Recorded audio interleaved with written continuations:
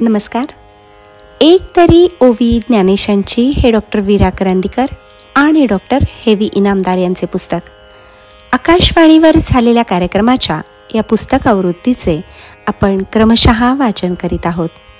आजचा भाग, तैसी कर्मे क्लेशकारे म्हणूनी न न्यावी अव्हेरे, का अन्न लाभे अरुवारे रांधितिये उणे.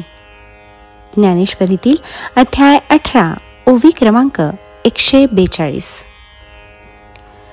जे लोक फळाची इच्छा टाळू शकत नाहीत त्यांची स्थिती थोडी अवघड असते. असे लोक कर्मालाच नावं ठेवतात. कर्म हे बंधनकारक असतं. आपलं मन ते बांधून ठेवतं, म्हणून ते कर्माच्या नावानं बोटं मोडतात. जो माणूस अंगावर कपडे ठेवत नाही त्याला जग हसतं आणि मग तो जगालाच भांडखोर म्हणतो. स्वतःच्या जिभेवर ताबा नसला म्हणजे माणूस जास्त खाऊन आजारी पडतो, मग तो अन्नाला नावं ठेवतो. कुष्ठरोग होतो आपल्या अंगाला आणि रागवायचं मात्र माशांवर. का तर त्या अंगावर बसतात म्हणून.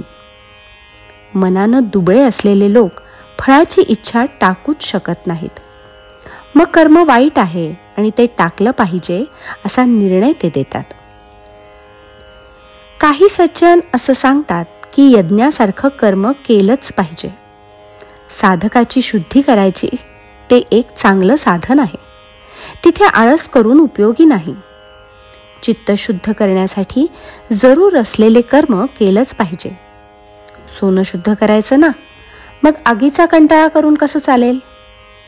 आरसा स्वच्छ करायचा असेल तर माती चुना साठवायलाच पाहिजे. कपडे स्वच्छ करायचे असतील तर परटाला नावं ठेवून कसं चालेल?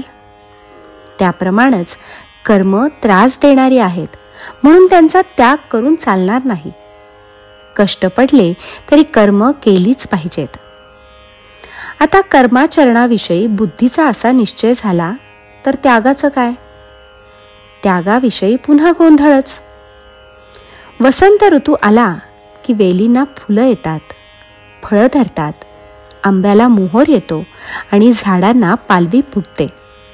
पण वसंत ऋतू या गोष्टींचा लोभ धरत नाही.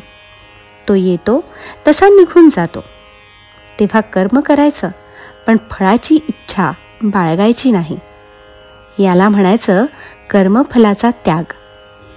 हा त्याग साधला म्हणजे आत्मज्ञान साधकाचा शोध घेत येतं.